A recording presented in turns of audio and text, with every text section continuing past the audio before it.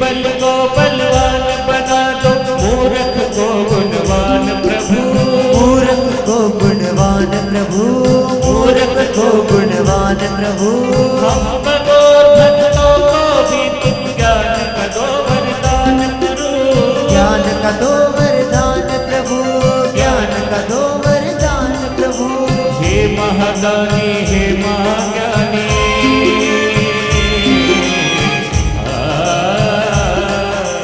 हे महादानी, हे महाज्ञानी, रहूं मैं सुबह शाम आपके चरणों में। चरणों में हे गुरुदेव प्रणाम आपके चरणों में। हे गुरुदेव प्रणाम आपके चरणों में।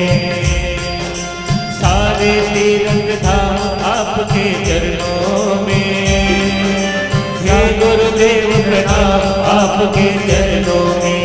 हे गुरुदेव प्रणाम आपके चरणों में। हे गुरुदेव प्रणाम आपके चरणों में।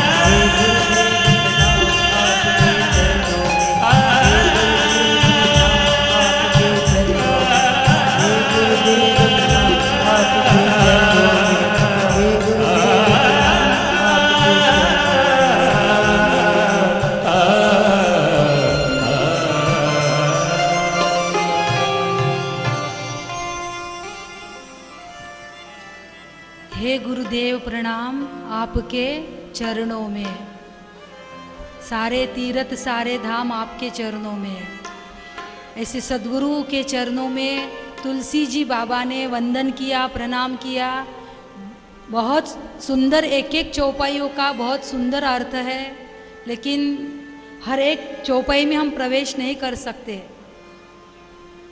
वंदना प्रकरण को आगे बढ़ाते शिव विवाह तक जाना है, इसलिए तुलसी जी बाबा सद्गुरु के चरणों में वंदन करके आगे बढ़ रहे हैं। और अब किसकी वंदना कर रहे हैं?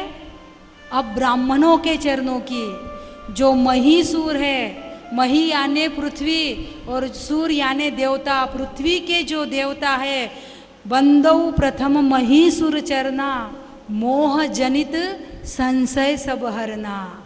ब्राह्मणों के चरणों में तुलसी जी बाबा ने वंदन किया। और तुलसी जी बाबा अब किसके चरणों में वंदना कर रहे हैं? अब साधु के चरण में, सज्जन के और संत के, अब तीनों के चरणों में। सुजन समाज सकल गुण खानी, करहु प्रणाम सप्रेम सुबानी। सुजन, जो सुजन का पूरे सज्जन समाज को तुलसी जी बाबा ने प्रणाम किया। और सप्रेम सुबानी, सप्रेम प्रणाम किया। और साधु चरित शुभ चरित कपासु, निरस विशद गुणमय फल जासु।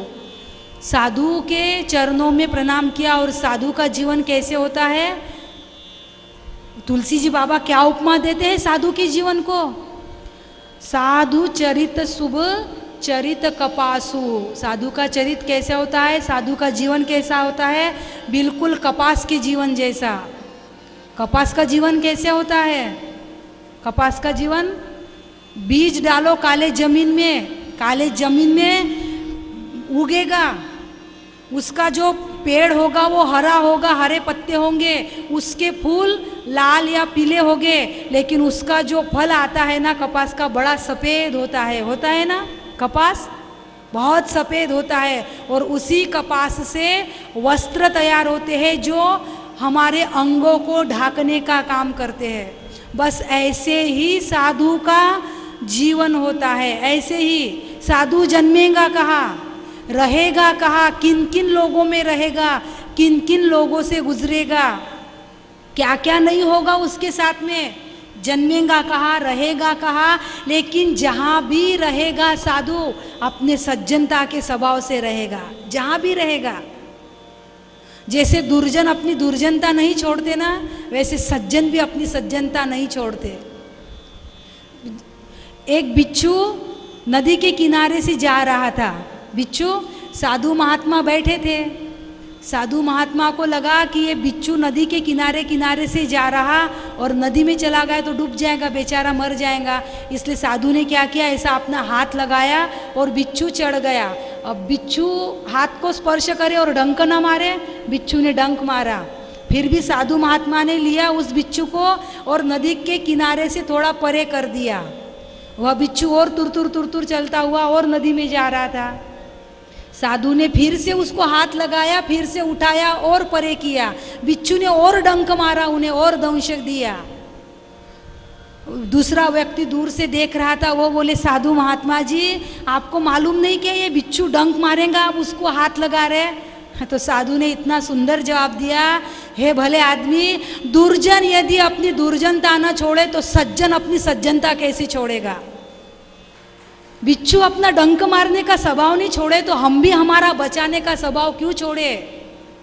साधु जन्मेगा कहाँ, रहेगा कहाँ, लेकिन जहाँ भी रहेगा अपने स्वभाव से रहेगा, अपनी सज्जनता से रहेगा।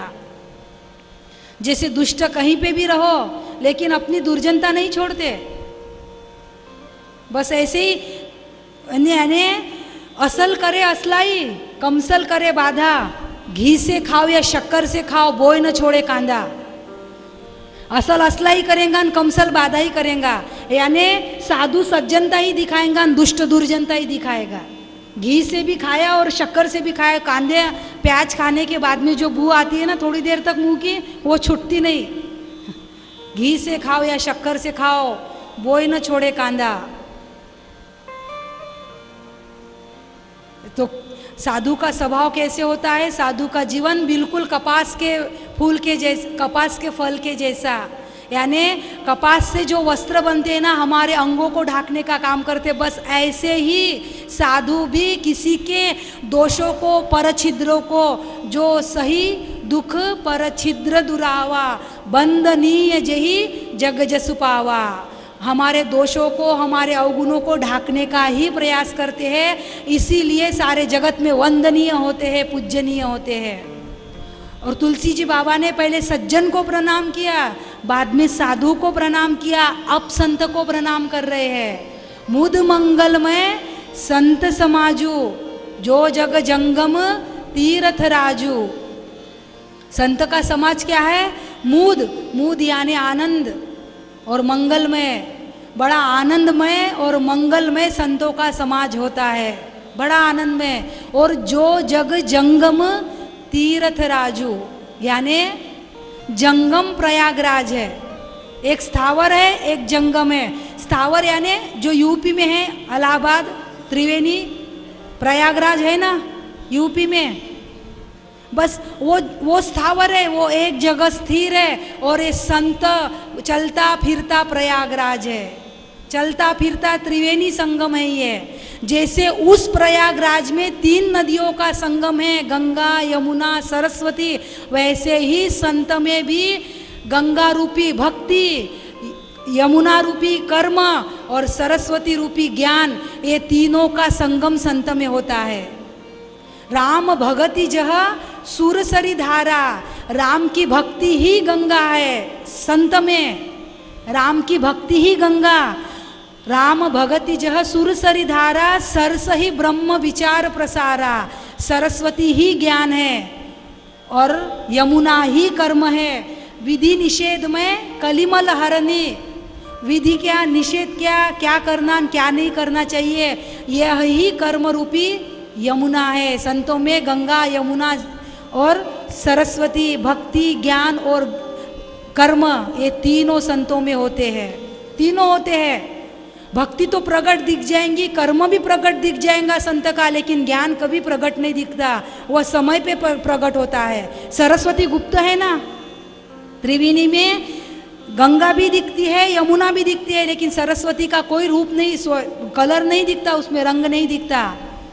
श्याम रूपी यमुना दिख जाएंगी, श्वेत रूपी गंगा दिख जाएंगी, लेकिन सरस्वती त्रिवेणी में गुप्त है। बस ऐसे ही संत में ज्ञान गुप्त होता है, वह समय पे प्रकट होता है। जहाँ तहाँ संत अपना ज्ञान प्रकट नहीं करते, वह गुप्त रखते हैं, जहाँ तहाँ नहीं। भक्ति दिख जाएंगी, कर्म दिख जाएगा, लेकिन ज्ञान नहीं दिखेगा। तो तुलसी जी बाबा ने सज्जन को अलग प्रणाम किया, साधु को अलग किया और संत को अलग किया। यानी ये तीनों एक नहीं है भला। हम इतनी जल्दी साधु या संत कह देते हैं किसी को, सज्जन पुरुष को। सज्जन अलग होता है, साधु अलग होता है और संत अलग होता है। एकाएक ही किसी को भी संत की उपमा उपाधि मत देना, एकाएक मत देना। संत तो अंतिम अवस्था है, उसके आगे कोई स्थिति ही नहीं बचती, संत के आगे कोई स्थिति नहीं बचती। साधु यानी साधु कैसे होता है? जो ज़्यादा से ज़्यादा ज़्यादातर सत्व गुण में जीता है, उसका नाम साधु। लेकिन संत उसे कहते हैं जो त्रिगुणातीत हो गया, तीनों गुणों से उपराम जिसकी अवस्था हो गई, उसका नाम संत। सत्व रज तम तीनों गुणों से उपराम जिसकी अवस्था। इसलिए एकाएक ही किसी को भी संत की उपाधि मत देना। तुलसी जी बाबा कहते हैं कि मैं संत के समाज को प्रणाम करता हूँ, साधु समाज को। और इतना ही नहीं, तुलसी जी की अपनी दृष्टि है। तुलसी जी जैसे संत को प्रणाम किया, सज्जन को किया, साधु को किया, वैसे अब दुष्ट को भी प्रणाम कर रहे हैं तुलसी जी। दुष्ट को भी हमारा प्रणाम। बहुरी बंदी खलगन सतिबाए, जे बिनु काज दाहे निहु बाए। संत को भी, दुष्ट को भी प्रणाम किया। तुलसी जी कहते हैं कि सज्जन को एक बार प्रणाम नहीं किया तो चलेगा, लेकिन दुष्ट को पहले प्रणाम करो। दुर्जनम प्रथमम वंदे, दुर्जन को पहले प्रणाम करो, पहले वंदन कर लो उनको। क्योंकि ये बड़े मान सम्मान के भूखे होते हैं, उनको प्रणाम नहीं किया ना तो कुछ तो भी विपरीत चलेंगे वो, इसलिए पहले उनको प्रणाम कर दो। दुष्ट को भी प्रणाम किया तुलसी जी बाबा ने। और क्या कहते हैं कि जो दुष्ट है उसको दुष्ट कहकर भी उसकी निंदा क्यों करते हो? दुष्ट है तो है, जो व्यक्ति हमें नहीं पट रहा वहाँ से हम हट जाए, लेकिन उसकी निंदा करके हमारे वाणी को क्यों खराब करते हैं हम? मत करो, किसी दुष्ट की भी निंदा मत करो। यदि हमें नहीं जच रहा हो तो वहाँ बस हम बस जोड़ ले बा तुला हाथ जोड़ ले आता बोलते हैं ना, बस उसको लंबा प्रणाम करो और वहाँ से हट जाओ। लेकिन दुष्ट की भी निंदा मत करो। कमल मुख राम भजन के लिए दिया है, किसी की निंदा करने के लिए नहीं दिया है। किसी दुष्ट को भी निंदित मत करो, उसको प्रणाम करके हट जाओ वहाँ से। जो चीज़ हमें नहीं पट रही है, जो व्यक्ति हमें नहीं पट रहा है, हट जाओ। हमारे सुभाषितकार तो कहते हैं कि हाथी हाथ हजार तज, घोड़ा से शतभाग, श्रृंगी पशु 10 हाथ तज और दुर्जन ग्राम ही त्याग। हाथी हाथ हजार तज यानी कहीं हाथी दिखे ना तो 1000 हाथ दूर रहना चाहिए, कहीं हाथी दिखा तो। घोड़ा से शतभाग, कोई घोड़ा दिखे, घोड़ा जैसा पशु, उससे 100 हाथ दूर रहे।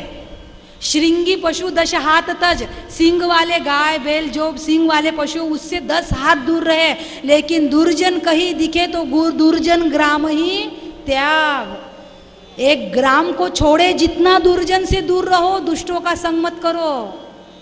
उसके संगति से कब हमारी बुद्धि भी भ्रष्ट हो जाएंगी, भरोसा नहीं है। मंथरा के संग से भरत जैसे संत के माँ की कैकेयी की भी बुद्धि अगर बदल सकती है तो हम किस गली की खसखस, हम किस खेत की मूली। इसलिए दुष्टों का संग मत करना। राम जी तो सुंदरकांड में यहाँ तक कहते हैं कि बरु भल बास नरक करताता, दुष्ट संग जनी देई विधाता। हे विधाता, एक बार नरक में वास दे देना, लेकिन दुष्टों का संग मत देना कभी जीवन में, कभी नहीं। बरु भल बास नरक करताता, भले नरक में वास देना, लेकिन दुष्ट संग नहीं। उसको प्रणाम करो, उसकी निंदा मत करो और वहाँ से हट जाओ। इसलिए तुलसी जी बाबा कहते हैं कि दुष्टों को भी वंदन करो। तुलसी जी बाबा की अपनी दृष्टि है, अपना नजरिया है सबको देखने का। सबको वंदन करते करते करते तुलसी जी बाबा आए अयोध्या में। अयोध्या में सरजू मैया को प्रणाम किया, अयोध्या की जनता को प्रणाम किया। इसके बाद में तो अब राम जी को प्रणाम करना था। अयोध्या में राम जी को वंदन नहीं किया तुलसी जी ने। अच्छा, राम जी को नहीं किया तो कम से कम दशरथ जी को करना था, दशरथ जी को भी नहीं किया। सबसे पहले अयोध्या में किसको वंदन किया तुलसी जी बाबा ने? सबसे पहले बंदऊ कौसल्या दिसी प्राची, कीरति जासु सकल जग माची। सबसे पहले माता के चरणों में प्रणाम किया। बंदौ कौशल्या दिशि प्राची, माँ के चरणों में प्रणाम किया।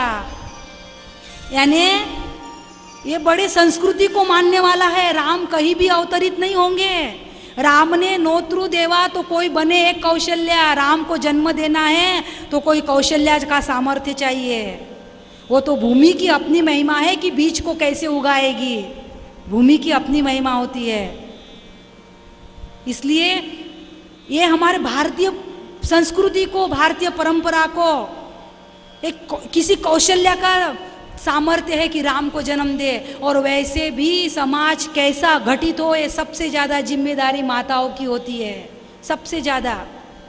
क्योंकि 9 मास माँ के गर्भ में रहता है। माँ जिस भाव से भावित रहती है ना, वही संस्कार बच्चों पे आते हैं। परसों संस्कार का पूरा विषय आएगा, तब विश्लेषण से बताएंगे। लेकिन सबसे पहले माता की जिम्मेदारी है। 5 वर्ष तक कोई भी बालक की माँ, गुरु माँ होती है। गर्भाधान से लेकर 5 वर्ष तक, यानी पूरे पौने 6 साल माँ गुरु होती है। फिर 5 से 7 पिता गुरु होता है। 7 के बाद में फिर आचार्य गुरु होता है। पहले मातृदेवो भव, फिर पितृदेवो भवन, फिर आचार्य देवो भव। तैत्रीय उपनिषद में आता है ऐसा, तैत्रीय उपनिषद। पहले मातृदेवो। इसलिए तुलसी जी ने सबसे पहले माता को प्रणाम किया, क्योंकि समाज कैसे घटित हो ये माता की जिम्मेदारी है।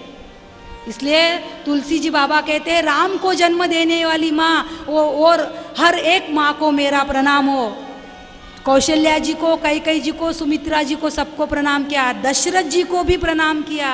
बंदौ अवध भुआल, सत्य प्रेम जय राम पद, सबको प्रणाम। बाद में परिजन सहित विदेहराज जनक जी को प्रणाम, भरत जी को, लखन जी को, शत्रुघ्न जी को प्रणाम। और सबको प्रणाम करते करते करते तुलसी जी बाबा ने देखा अब किसको प्रणाम कर रहे, किसको वंदन कर रहे। प्रणवउ पवन कुमार, खलबन पावक ज्ञान घन।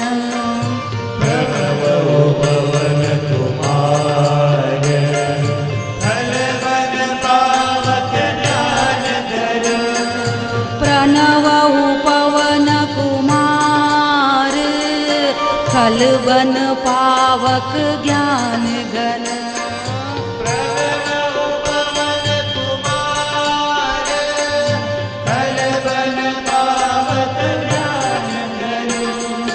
जासुर दयागार, बसहि राम सर चाप दर।